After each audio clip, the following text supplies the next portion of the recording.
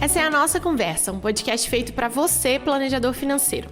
Do lado de cá, eu e o Amuri vamos discutir cases, responder perguntas, explorar pontos que são muito importantes dentro desse nosso universo. De alguma forma, a ideia é oferecer um pouquinho do que nós adoraríamos ter recebido lá atrás, no início das nossas jornadas. A gente espera, de coração, que cada episódio funcione como um abraço para quando essa caminhada estiver meio solitária demais. Amigos, parecia que ia demorar 27 anos pra gente chegar nesse momento, mas ele chegou. Esse é o último episódio da nossa primeira temporada. Muito mais rápido do que eu imaginava, pelo menos. Sim, e muito, muito gostoso gravar e trocar e ouvir as opiniões de vocês, né? De cada pessoa que acompanhou, tanto aqui pelo podcast quanto pela news. E, enfim, acho que foi uma primeira temporada de muita troca, pelo menos pra mim. Esse episódio vai ficar com um áudio meio estranho e com uma dinâmica meio estranha, porque é a primeira vez que a gente tá presencialmente gravando. Então, a Vita aqui em São Paulo, eu vim pra cá também. E aí estamos com uma estrutura improvisada aqui, equilibrando o microfone com os livros, mas na casa de amigos, mas vai dar tudo certo. E a gente achou que seria legal gravar uma vez juntos, em especial porque temos alguns avisos e alguns convites para fazer. O primeiro deles, existirá uma pesquisa. Sim. Uma pesquisa que surgiu da necessidade de entender o mercado de planejamento financeiro para além das nossas experiências. Então a gente ficou conversando sobre o que será que as pessoas esperam de um planejador financeiro. E a gente tem uma série de ponderações que estão muito lastreadas no que a gente já viveu. Sim. E a gente estava querendo extrapolar isso um pouquinho. Então, nos próximos dias, ainda esse ano, vocês vão receber um convite para compartilhar com as redes de vocês e para ajudar a divulgar uma pesquisa cujo título é O Planejador Financeiro dos Meus Sonhos. Talvez isso mude, as coisas estão mudando muito rápido nos últimos tempos, mas a ideia é a gente conseguir rodar essa pesquisa com o público final. Então a gente vai conversar com pessoas que potencialmente contratariam um planejador financeiro. Sim, e entender o que essas pessoas esperam, qual é o modelo que funciona melhor, modelo de negócio, preços e, enfim, postura do planejador. Então, acho que vai ser qual tipo de transformação elas estão buscando. Acho que vai ser uma pesquisa que vai trazer um norte para todo mundo que trabalha nessa área e para instituições também que têm o interesse de fomentar o mercado do planejador financeiro. Aparentemente, fazer uma pesquisa séria é muito mais difícil do que a gente imaginava. Então, de repente, a gente estava fazendo, uma reunião com uma pessoa de estatística para fazer a ponderação do espaço amostral da pesquisa. Eu achei que a gente ia fazer só um Google Forms no começo, mas de repente tudo escalou. E a ideia é que essa pesquisa rode esse ano. A gente vai consolidar os resultados na virada do ano e a gente vai ter uma apresentação em final de fevereiro, assim. Isso. Final de fevereiro a gente vai ter esses dados consolidados. A gente deve compartilhar com o pessoal do grupo do Instagram algumas perguntas que vão rolar na pesquisa. Escutar um pouquinho de vocês também vai ser super, super útil. Como a Vivi falou, a ideia é entregar para as pessoas que estão envolvidas nesse mundo um norte do que o público final espera de um processo de planejador financeiro e do planejador financeiro em si, da pessoa. Então acho que esse é um primeiro aviso, primeiro convite. E um segundo aviso, /convite também. Esse é mais... não é mais grave, mas ele é importante. Ele é importante. Vai existir, nos próximos tempos, um programa de formação. Vou jogar a bola para você. Agora você vai falar um pouco disso aí. O que vai acontecer? Bom, o que vai acontecer exatamente ainda não sabemos. Muitos detalhes, mas a ideia é que a gente consiga oferecer para o mercado alguma coisa que a gente gostaria de ter encontrado lá atrás. Muito mais do que um curso gravado, que a gente tem ali conteúdos técnicos que a gente sabe que são muitíssimo importantes e a gente precisa de fato desse embasamento, mas a gente que está começando precisa daquele apoio, do suporte, de entender como é que eu estruturo, como é que eu converso com a pessoa, como eu estruturo o meu negócio, como eu levo aspectos comportamentais para dentro do planejamento. Então a gente está desenhando, né, um modelo que a gente espera conseguir entregar tudo isso. Em algumas semanas atrás, a gente rodou uma news com algumas perguntas. Então, se você não viu, fica aqui o convite para conversar com a gente. Manda um e-mail pra gente, tem o link aqui na descrição. E conta pra gente o que você espera, o que você gostaria que a gente conseguisse oferecer. Isso, a gente não sabe muitos detalhes ainda. Sabemos que, com certeza, vai levar em consideração os aspectos comportamentais. É provável que a Vera, a professora Vera Rita, esteja com a gente nessa formação também. A gente está pensando em alguma coisa ali na faixa dos 6 meses de processo. Ah, mas é muito tempo. Gente, é uma profissão, né? A gente está aqui tentando capacitar alguém para ganhar vida com isso. Não é um cursinho para saber como é que o planejamento financeiro funciona. É muito mais profundo do que isso. Então a gente está com essa ideia dos 6 meses. O que mais que a gente decidiu sobre isso? Que teremos muito espaço para discussão de cases. Isso é prático, é mão na massa. E é dividir o que a gente faz, o que a gente aprendeu. Para que vocês consigam, para que os alunos consigam consolidar as próprias carreiras de planejador financeiro. Então, não sabemos muitos detalhes ainda. Ontem a gente estava se debatendo com plataformas e jeitos de apresentar informação, e é muito conteúdo, ao mesmo tempo em que a gente tem que focar em cases, tem um embasamento técnico que é fundamental, né? A gente não quer que ninguém passe vergonha na frente do cliente, então são muitos detalhes, a gente está meio que arredondando o formato. Então, essa é a introdução de podcast mais longa dessa temporada. E no episódio de hoje a gente vai conversar um pouquinho, a gente vai responder perguntas de vocês. Então, a gente abriu no grupinho do Telegram algumas perguntas e estamos todos juntos numa sala dessa vez, pessoal. Esse é o Rafa, marido da Vivi. Então, rolou essa tossida, tudo bem, vai dar tudo certo. E a gente vai responder perguntas. Então, vamos à primeira pergunta. Bom, primeira pergunta eu adoro esse negócio de interação, porque eu me sinto muito profissional podcaster, assim. Vamos lá. Primeira pergunta do Henrique Chan. De que forma no começo e atualmente organizavam com a divulgação do trabalho nas redes sociais? Eu vou começar? Bom, no começo eu não organizava. No começo era um completo caos. O que eu fiz no começo, né? Eu tentei escolher uma mídia na qual eu me sentia mais confortável. E essa mídia era o texto. Então, a única coisa que eu fazia em termos de redes sociais era escrever. E aí, na época, estava começando, na verdade, o vídeo, né? As conexões não eram tão rápidas assim, mas já estava começando o vídeo, mas eu não me sentia confortável de maneira nenhuma em vídeo, então eu escrevia. Mas, se eu for analisar os primeiros 3, 4 anos de atuação, pouquíssimos clientes vieram dessa divulgação em redes sociais. A gente falou bastante disso nos últimos episódios. Era basicamente indicações. É o círculo de amigos, e aí depois os amigos, e depois os amigos, e de repente a gente tinha uma pequena carteira assim, de clientes, uma rede que consumia muito, que já preenchia a minha agenda. Então eu não usava redes sociais no começo. Isso é uma coisa dos últimos 5 anos para cá, talvez. No meu caso, eu comecei nos últimos 5 anos, né? Então... E eu acho que eu comecei... Eu acho que o Instagram da Papo de Valor nasceu antes que eu entendesse como é que ia ser o meu trabalho de planejamento, se eu ia atender individualmente ou não. Então, eu comecei a produzir esse conteúdo e só uns 3 meses depois que eu desenhei o formato de trabalho que é hoje. Que é hoje não, né? Que eu, enfim, comecei a atender. E isso é uma coisa que eu percebo que trava muita gente no começo, porque a gente fica ali com aquela expectativa de que, nossa, então eu tenho que ter uma grade de conteúdos muito organizado e eu tenho que... se eu puder dar um conselho só, fale sobre isso, né? Então pode ser numa roda de amigos, presencialmente, se você tem mais facilidade fazendo vídeos, faça vídeos, se você tem facilidade escrevendo, escreve, mas crie esse hábito de... Talvez não com o intuito direto de prospectar clientes via redes sociais, porque eu acho que isso é muito romantizado. Na prática é muito diferente do que é vendido, assim, por aí.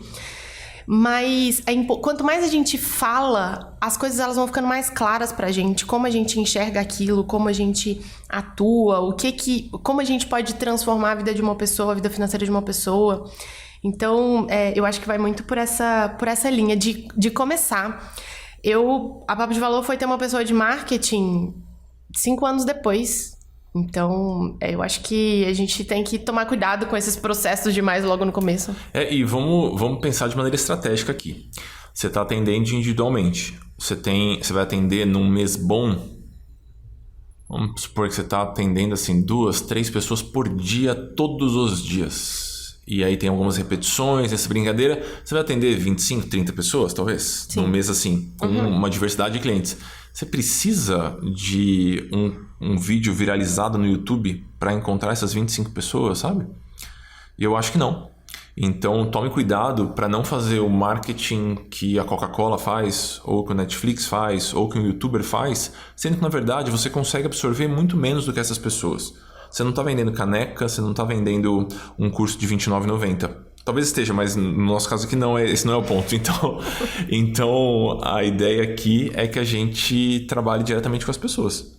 Então, se a ideia é trabalhar com 25, 30 pessoas, por que fazer um marketing massivo? Né? Isso vai drenar sua energia e talvez você acabe não se dedicando às atividades que vão trazer os clientes de verdade, né? Na vida real mesmo.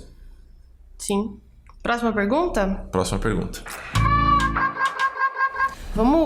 Teve uma que eu acho que é legal a gente trazer, da Karine, que é vocês usam... Ela explica que ela trabalha e faz mestrado na área de economia comportamental e pergunta se a gente usa técnicas de comportamento com os clientes ou se a gente tende a ser mais objetivo no planejamento.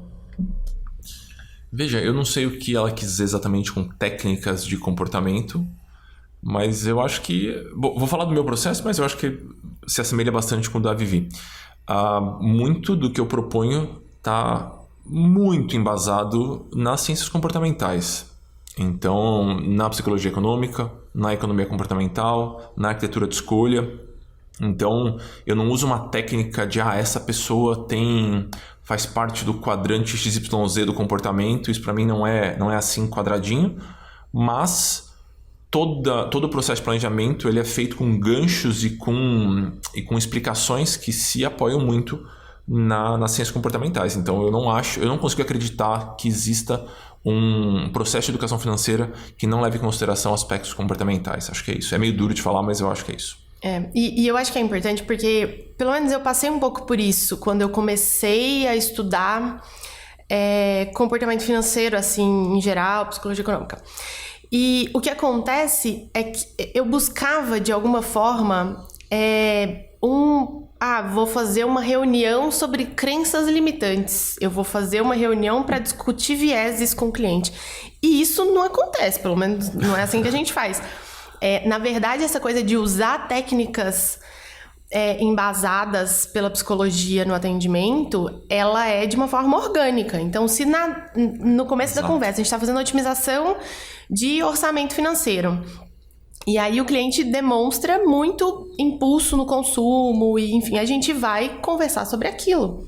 Então, a gente vai aproveitando a conversa com o cliente, a conexão que a gente cria para poder entender, em alguns momentos, explicando diretamente por que ele age daquela forma e não age de outra, por que ele tende a ser mais imediatista e não poupar dinheiro para o futuro. E em outros momentos, nem explicando aquilo como, olha, a psicologia explica assim, assim, assado, e é por isso, às vezes só com um comentário, levando ele a imaginar alguma coisa, um cenário diferente. E eu acho legal que alguns clientes gostam dessa explicação teórica. E outros clientes, eles não estão nem aí para isso. Então, você está atendendo um autônomo, por exemplo. E aí, você atendeu ele numa quarta-feira e na segunda e na terça, vamos supor que é um psicólogo, ele perdeu 2 pacientes. Aí, ele tá deprimidíssimo na quarta-feira. Ele fala, puta que pariu, meu faturamento vai cair muitíssimo, tá tudo dando muito errado. E aí, se é um cliente que eu sei que curte esse aspecto técnico, eu falo, cara... Acho que você está um pouquinho enviesado, chama viés de disponibilidade. Você está pensando só no que aconteceu nos últimos 2 dias, sendo que você nem colocou seus números no papel para saber o impacto real dessa saída desses 2 pacientes. E tem clientes que só querem que você diga, bom, é normal isso aqui, cara. Tem 1 zilhão de teses acadêmicas que explicam que é completamente normal você esquecer de fazer isso, isso e isso, ou de você ir para cá ou ir para lá. Então, eu vou dosando o quanto de academia eu vou colocar na conversa de acordo com o perfil do cliente. As pessoas geralmente adoram, né? Isso está muito na moda, inclusive, né? Comportamento. Sim. E livros virando best-sellers, né? O do Kahneman mesmo. A maior parte das pessoas compra e não lê, mas ele é um best-seller. Então, assim, tem muita coisa. As pessoas estão sabendo que esse assunto existe. Próxima pergunta da Valéria. Fazer acordos com corretoras, advogados, seguradoras para receber rebate por indicação é considerado uma boa prática? E aí eu já vou emendar em como, para quem está começando, construir essa rede de apoio técnico e com especialistas. Vamos lá. Boa prática envolve um certo julgamento, né? Quem somos nós para dizer o que é bom e o que não é? Eu tendo a achar que é um caminho muito perigoso. A chance de você receber por uma indicação e se manter isento é muito pequena. E aí, de novo, temos uma série de vieses psicológicos e teses que podem embasar essa minha ponderação. Então, na minha opinião, se você conseguir criar essa rede de maneira não remunerada, me parece mais saudável. Você vai acabar tecendo relações que são mais genuínas, eu acho. Eu concordo. Eu faço isso desde o início. E é engraçado que em vários momentos, eu acho que isso é um assunto que até as pessoas, o público final, ele tem cada vez mais dado valor. Sem dúvida. A gente recebe algumas vezes, assim, muitas vezes, no caso, eu recebi essa proposta aqui do meu assessor, você pode dar uma olhada comigo? Você pode ir na reunião com o meu corretor de seguros? Porque elas querem essa opinião isenta, né? E de alguém que está enxergando o planejamento dela de uma forma completa. Então, acho que eu concordo, assim, com você, Amori, de que funciona nos dois formatos, mas que em qualquer desses formatos precisa ser muito transparente com o cliente, obviamente, e a gente tem que ter... são formatos diferentes, a gente tem que escolher qual é a luta que a gente vai lutar. Eu acho legal que essa pergunta surgiu porque essa é uma das perguntas da pesquisa.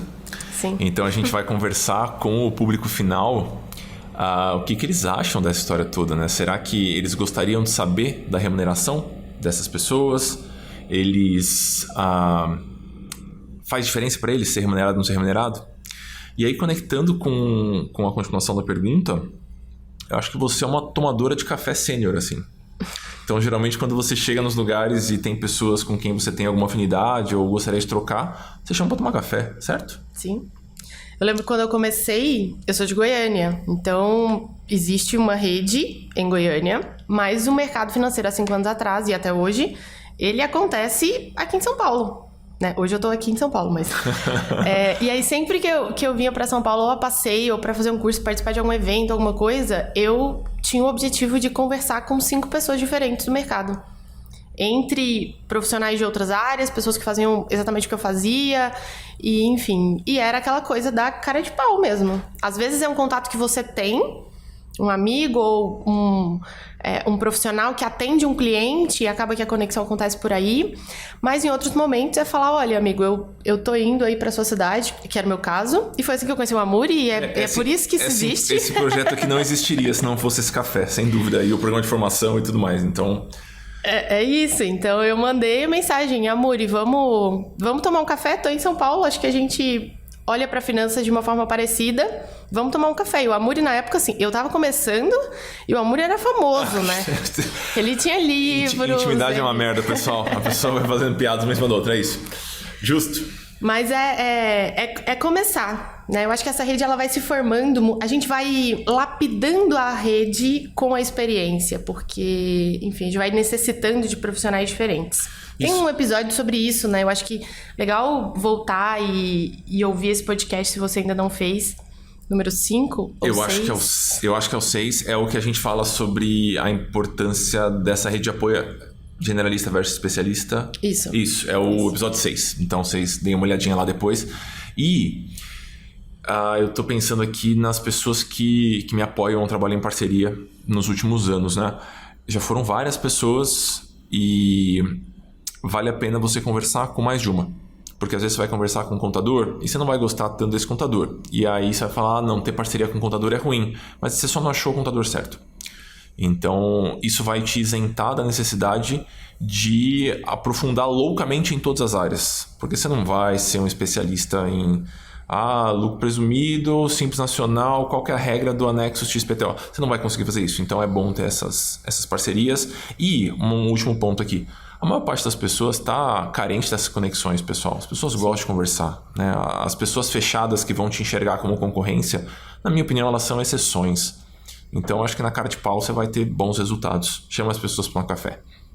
Isso. Virtual. Isso. Ou não. Ou não. Pergunta da Daisy. Sempre fico na dúvida com relação à apresentação da proposta com o serviço que será prestado e os valores. Se já apresento na primeira reunião para entender o que vamos trabalhar ou mando depois bonitinho por e-mail em um material. E aí, como você faz? É engraçado porque agora, nos últimos tempos, eu tenho muito mais contato com os materiais da Papo de Valor. Aí eu vejo as apresentações de proposta, eu falo, o que eu tô fazendo da minha vida? Porque são apresentações com apresentação PowerPoint, o design é bonito e tal. Eu sempre fiz no texto, como vocês devem imaginar. Eu não gosto de fazer a proposta com pressa. Porque, na minha opinião, a qualidade da proposta e a personalização da proposta tem uma conexão direta com a conversão. Então, eu geralmente faço a primeira reunião com o cliente. Inclusive, é um ponto que eu queria discutir com você também. Se você acha que uma reunião de 30 minutos basta, ou se uma reunião de 1 hora é melhor. Eu faço uma reunião longa. E aí, eu sento para escrever essa proposta como se fosse um texto que eu preciso escrever. E eu vou listar nessa proposta quais pontos eu acredito de verdade que vão conseguir ser atendidos por aquela consultoria. E aí só nesse momento de escrever a proposta, que eu coloco os valores e a logística do trabalho. A quantidade de encontros e tudo mais. Sim. Aqui, na Papo de Valor, a gente faz uma reunião mais curta. A gente faz uma reunião de meia hora. Na verdade, se a minha equipe estiver escutando isso nesse momento, elas vão pensar, eu nunca faço uma reunião de meia hora. Mas enfim, a gente tenta fazer uma reunião mais curta. Por questão de agenda, assim mesmo. Enfim. Mas geralmente ela extrapola um pouco e a gente envia a proposta depois pensada. Acho que é importante pensar qual é o papel dessa primeira reunião. É criar conexão com a pessoa que está do outro lado. Perfeito. É esse nosso objetivo. Garantir que ela saia da reunião entendendo o que é o nosso trabalho, o que a gente faz, como a gente pode ajudar e principalmente garantir que ela saia com a sensação de que a gente entendeu qual é o desafio dela e que a gente tá olhando pro mesmo lugar que ela. Então, até aqueles comentários de a pessoa explica, eu tô muito insegura porque a minha renda é instável, em um mês eu ganho 10, no outro mês eu ganho 2.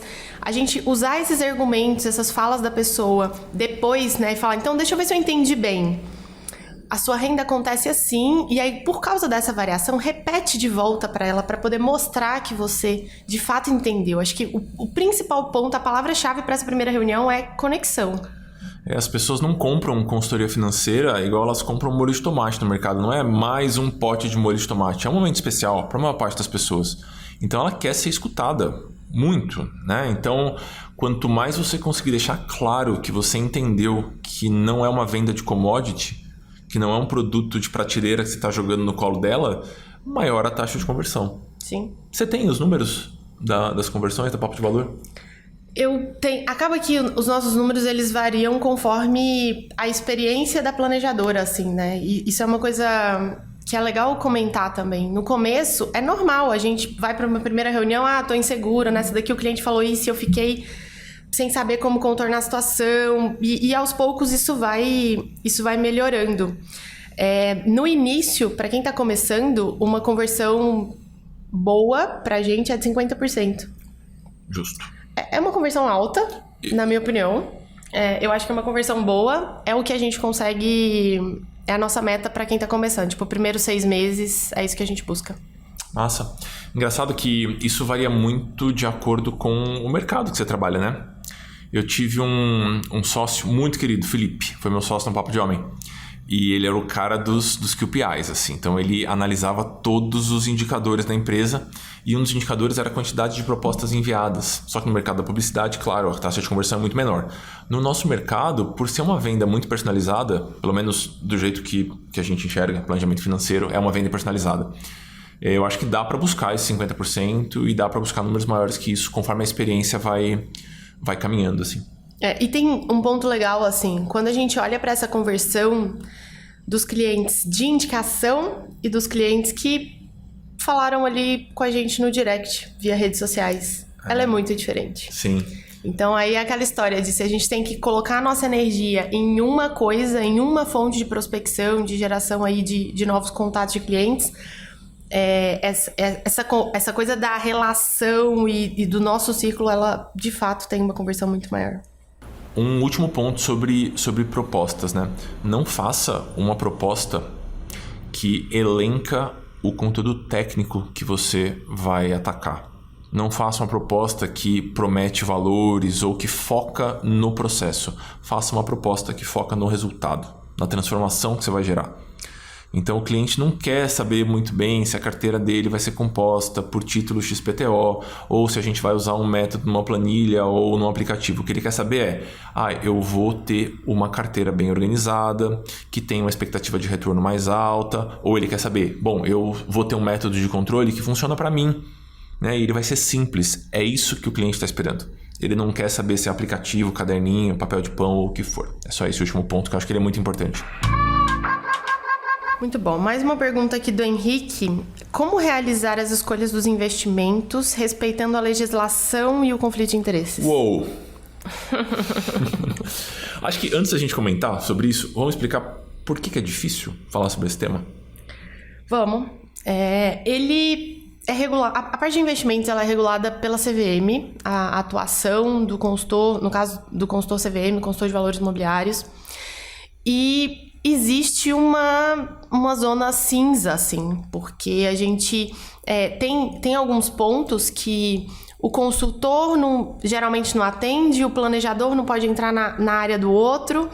Muitas pessoas resolvem isso atendendo os dois perfis, que eu acho que vai ser um assunto para um podcast inteiro, assim, super técnico até, porque é difícil, até pensando em mercado, geralmente o cliente do planejador que quer atender ali a classe média, ele é diferente do cliente do consultor CVM, que quer atender milionários. Isso, exatamente.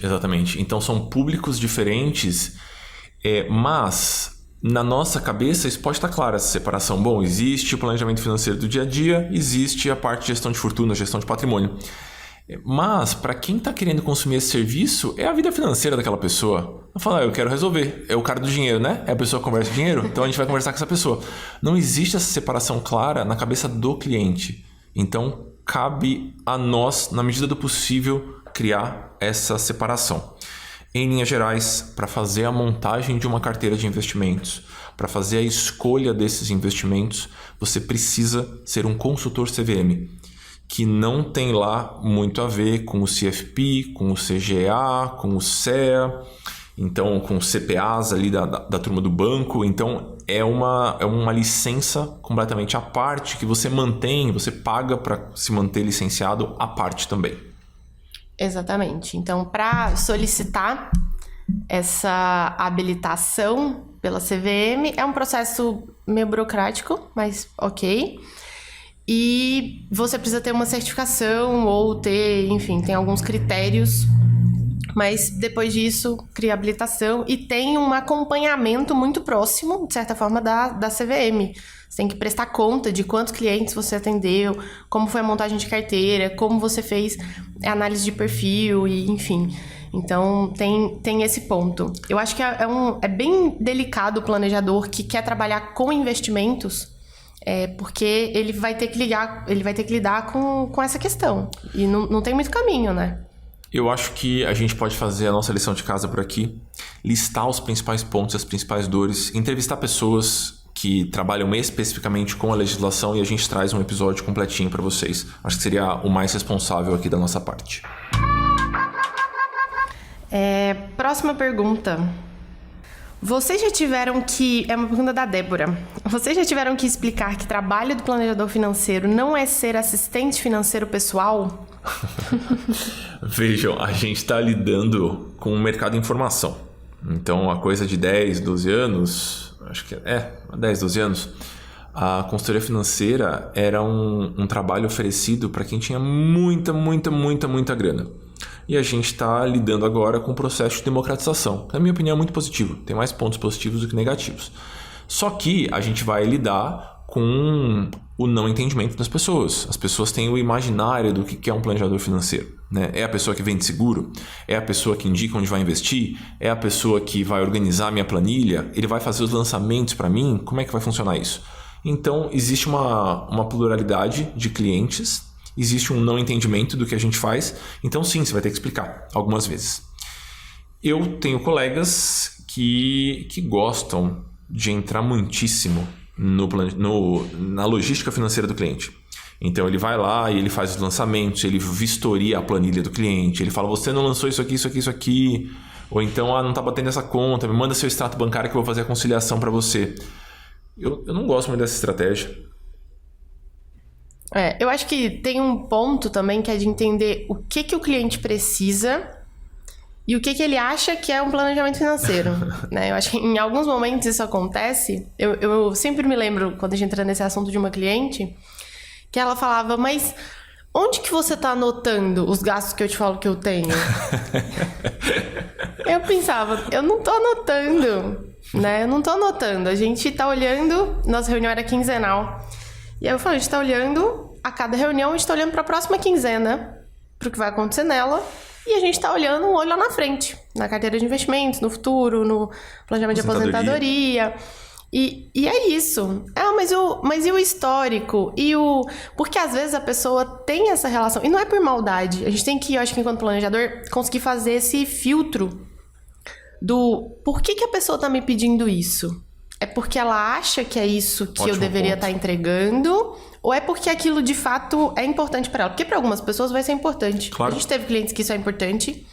E, enfim, a gente tem alguns clientes que as planejadoras fazem essa função mais no 1 a 1 ali, de perto, olhando linha por linha, gasto por gasto, para poder resolver alguma coisa pontual.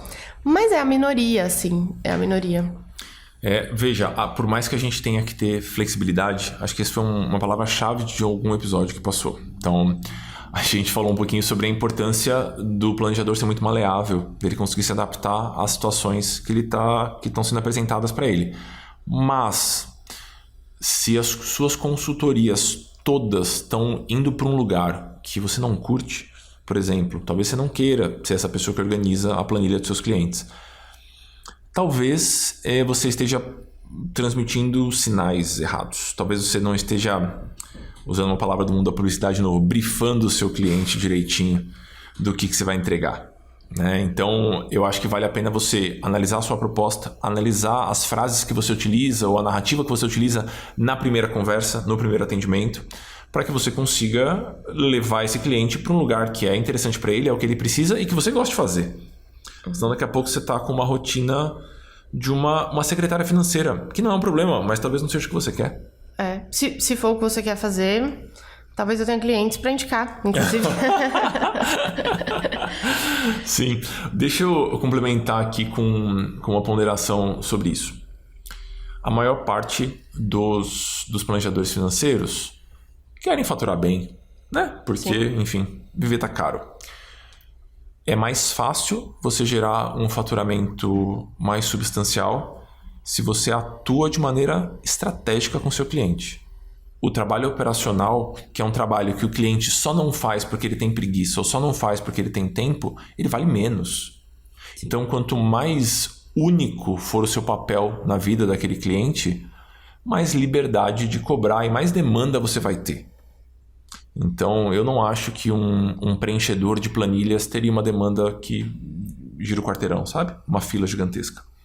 Mas um planejador que consegue apoiar o cliente em decisões muito críticas, eu vou comprar casa ou eu vou continuar de aluguel?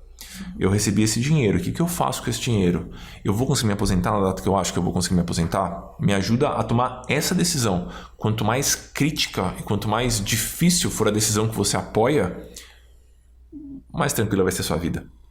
Sim, sem dúvida.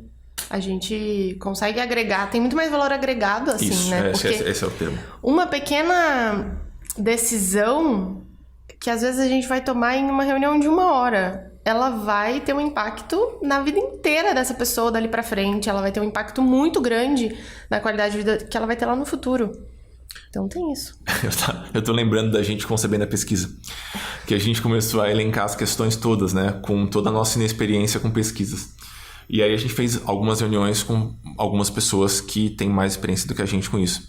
E era uma reunião de meia hora. E essa reunião de meia hora, ela fazia a gente refazer a pesquisa inteira, ou mudar completamente o foco de uma questão, ou mudar os pilares da pesquisa. E é uma reunião de meia hora.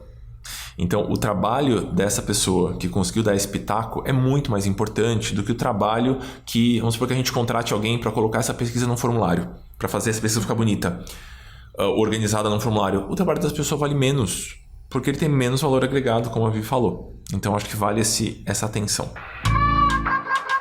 Eu gostei que ficou uma pergunta profunda. Pergunta do Pedro. Como estruturar o planejamento, respeitando a personalidade e as convicções de cada cliente? E aí ele complementou. Como tocar o coração do cliente no planejamento financeiro, conduzindo-o a abraçar a solução? Uau! Bom, indo aí no primeiro ponto da pergunta, eu acho que a gente já falou isso em outros episódios e acho que a gente vai repetir isso trocentas vezes, que é o planejamento financeiro, ele não é nosso, ele é do cliente. Então, a gente precisa sentar para pensar o planejamento financeiro a partir da perspectiva do cliente. Justo. Esse é o primeiro ponto. Eu acho que sim. E, veja, existe um processo de construção de uma grande caixa de ferramentas. Eu enxergo assim, pelo menos, a formação de um planejador financeiro, né? Ele vai começar a ganhar cancha, ele vai começar a ganhar um certo repertório e ele vai poder usar essas ferramentas de acordo com o que se adequa melhor àquele cliente. Então, se você chega para um cliente com uma planilha fechadinha e você mostra, olha, é assim que a gente faz planejamento financeiro, e você espera que ele vai abraçar como sendo o planejamento que funciona, que é dele, você vai se desiludir. Porque talvez para aquele cliente faça mais sentido enxergar as informações assim, assim, assado. Ou talvez para aquele cliente ele nem vai usar planilha. Ele vai usar alguma outra ferramenta ou nenhuma ferramenta. Então, quanto menos você dá a cara do planejamento do cliente e você deixa esse cliente dar os inputs, maior a chance dele tomar aquilo como dele. Pelo que eu percebo, quanto mais neutro é esse início de planejamento, quanto mais simples ele é, mais fácil do cliente personalizar, da maneira que ele acha que faz mais sentido e dele tomar aquilo como algo que é para ele mesmo. Sim. E não é que para cada cliente, você, planejador, vai precisar... com cada cliente eu vou inventar uma coisa completamente diferente, ou eu vou ter que improvisar, porque principalmente quando a gente está começando, tem uma insegurança envolvida aí, né? Então, não é isso. A gente pode ter essa caixa de ferramentas que o Amuri comentou, eu já consegui pensar nessas 10 formas diferentes de controlar. Pensando em um cliente que adora usar aplicativos. Um cliente que, eu não quero eu quero uma vez por mês abrir a conta do banco e pagar tudo que eu tenho que pagar e saber o que eu posso e não quero olhar para isso só no próximo mês. Então, tem algumas possibilidades que você vai construindo ao longo da experiência também. E eu falo, até pelo Papo de Valor, hoje nós somos 9 e há 3 semanas atrás, um mês atrás, a gente fez uma reunião de pensar novas formas de controle que não envolvam um computador. E eu acho que, igual a Vivi falou, com o tempo essa malandragem vem. A gente tá na casa de um grande amigo meu, do Gustavo, que toca percussão, e aí eu tô com esses exemplos na cabeça. Mas deixa eu contar aqui uma vírgula sobre esse ponto. No começo, você vai aprender a fazer a coisa com início, meio e fim. Então eu lembro de eu aprender a tocar pandeiro, porque eu conseguia fazer o ritmo, mas só se eu começasse daquele começo, porque se alguém me pedisse para começar da metadinha para frente, para mim não funcionava mais. E aí eu via o professor de pandeiro tocando e ele conseguia começar a partir de absolutamente qualquer lugar. Se você solta qualquer coisa para ele vai continuar dali. Mas isso é porque ele toca pandeiro, sei lá, 20 anos. E eu acho que com planejamento financeiro pode funcionar parecido. No começo, você vai precisar fazer... vou fazer um raio-x financeiro, uma fotografia aqui financeira, vou fazer essas perguntas e a partir dessas perguntas eu vou para cá. De repente, com um pouco mais de experiência, o cara vai soltar um comentário e você fala, entendi, seu ponto é esse aqui. Então a gente vai começar a partir daqui. Então você pula etapas e talvez isso vai soar de maneira muito... Vai casar muito bem com o momento daquele cliente. Então ele não vai se ver perdido num processo em que para ele não faz sentido. Ele vai começar direto no que para ele é o melhor. E eu acho que essa malandragem de começar o ritmo a partir de qualquer ponto vem com o tempo. Sim. Você não vai fugir da pergunta sentimental aqui. Como tocar o coração do cliente? Na verdade, minha estratégia era refazê-la para você agora, mas demorei alguns segundos aqui e bobeei. Eu não sei como tocar o coração das pessoas. Sei como talvez tocar o coração do meu marido que tá aqui na minha frente, mas é o máximo que eu consigo chegar. A estratégia que eu uso é muito dessa coisa de... Porque... Às vezes, a gente tem alguns profissionais em alguns setores que eles estão olhando para o cliente e eles estão ali, o cliente de um lado, aquela pessoa do outro. Alguns começam com essa coisa de, não, o meu olhar é o olhar para o cliente, eu tô focado no cliente, eu tô focado no que é importante para ele. Eu costumo ver isso de uma perspectiva diferente. É como se o meu olhar fosse o mesmo olhar do cliente. Então, eu tento me aproximar com esse ponto de empatia. Não é que o cliente, meu foco é o cliente, meu foco é o foco do cliente. Então eu vou construindo essa conexão a partir daí. Pelo menos é a minha forma de conseguir trazer isso, né, para um pouco mais de perto. Eu acho que não tem como. Eu falei isso essa semana algumas vezes, assim, com um parceiro de trabalho, que eu vendo confiança. A gente vende confiança para o cliente. É isso. Complementando um pouquinho, eu concordo assim imensamente com todos esses pontos. Complementando um pouquinho. Aquele cliente provavelmente chegou até você porque em algum ponto a promessa que você fez na sua divulgação ou a sua visão de mundo conversam com a dele. Dificilmente você vai ter um cliente que não se identificar em nada com você. Seja pelo jeito de vestir, jeito de falar, o jeito de se posicionar por aí. Então, existe algum ponto de conexão. Então, é provável que ele admire algum ponto, né, da sua visão. Então, inclusive esse é um ponto da pesquisa. A gente está trabalhando muito na pesquisa, né, pessoal? Então, tudo para mim lembra pesquisa. Que a gente comentou da importância, se você considera importante que o seu planejador financeiro exponha a própria visão de mundo. Era essa a nossa pergunta.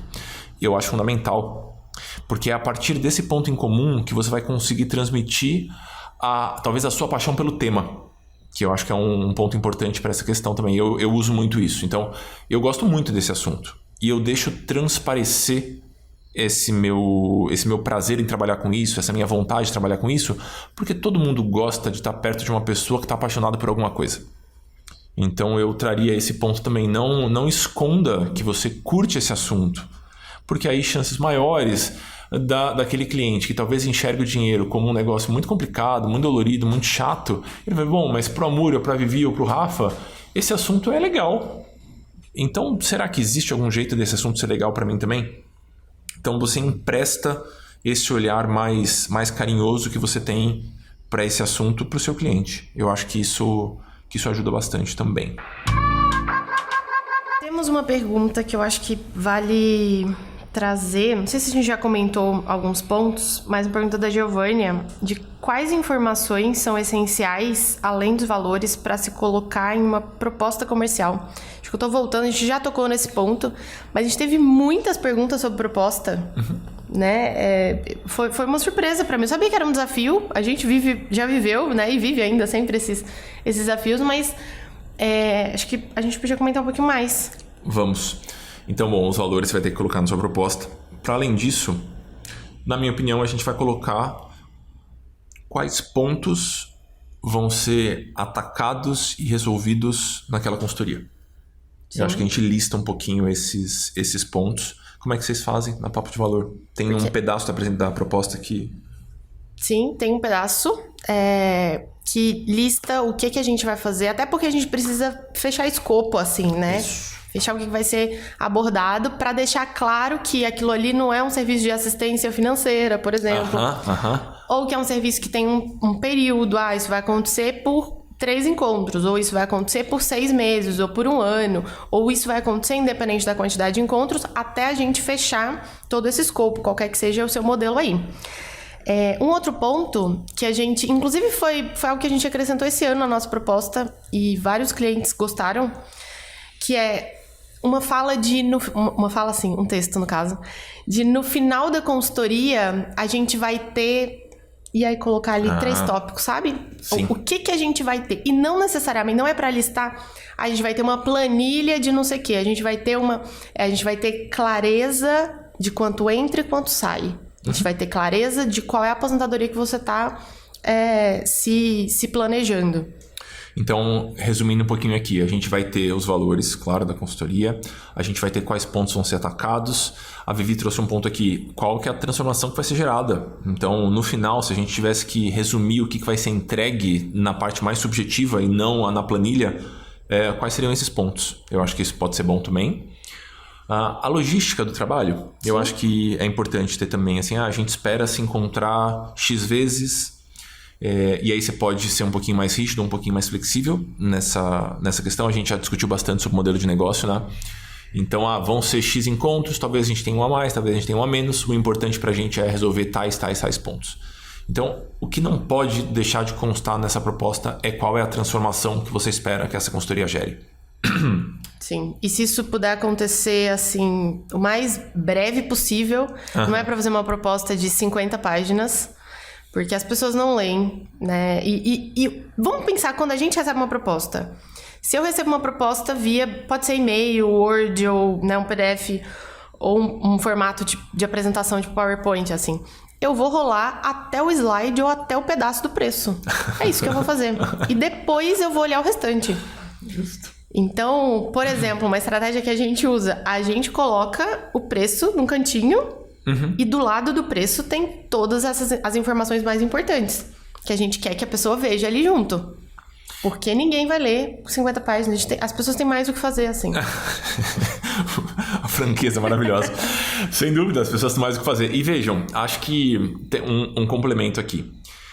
Os pontos que você precisa usar para, na minha opinião, convencer esse cliente de que o seu trabalho é bom e de que você é uma pessoa palatável e gente fina e competente, você já fez na sua pré-reunião. Não vai ser nos 6 slides de PowerPoint ou no textão do e-mail.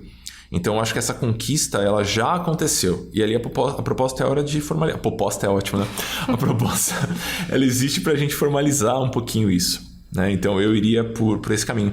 Deixa eu compartilhar um negócio que eu fazia bastante quando estava atendendo individual e, eventualmente, faço dentro dos programas também.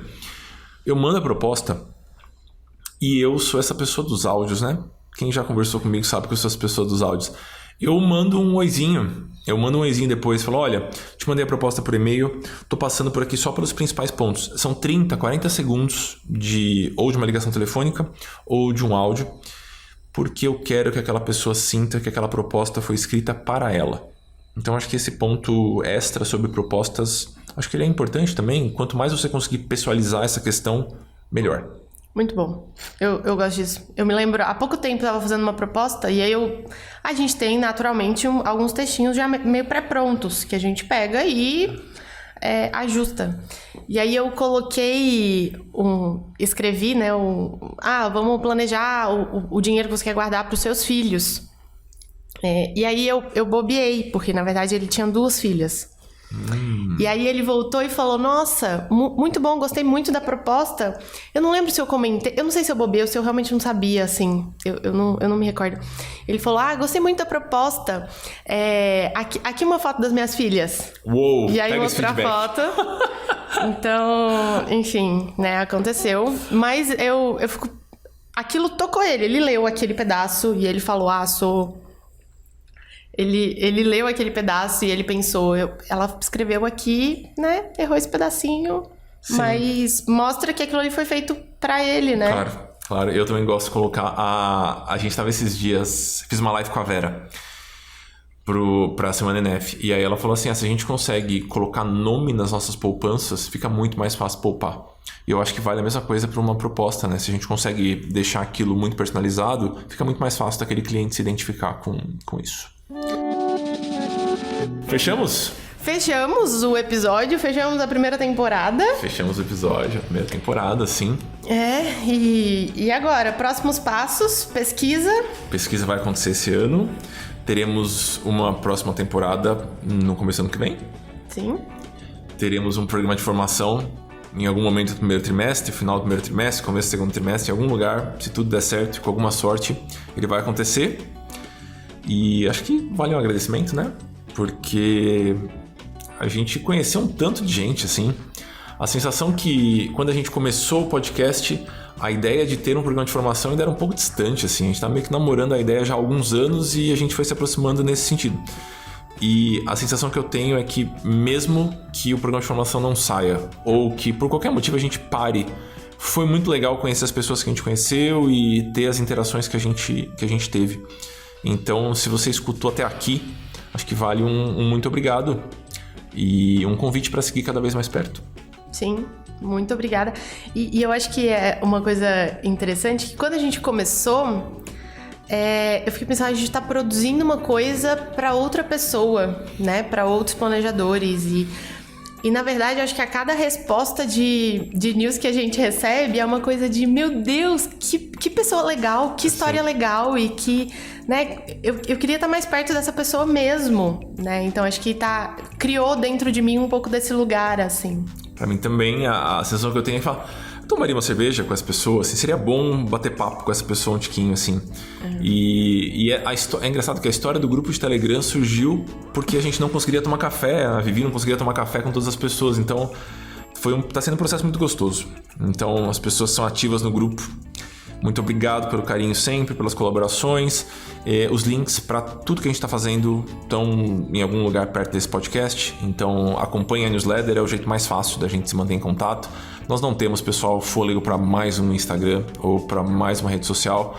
Então o contato é a newsletter mesmo, certo? Sim, e no nosso site... provavelmente site. Agora, quando for pro ar, a gente vai ter um primeiro esboço já de site. A ideia é a gente concentrar isso tudo por lá, com algumas outras reflexões, alguns complementos que possam surgir por aí. É isso, queridos. Obrigado, fiquem bem por aí e nos vemos na próxima temporada. Tchau, tchau.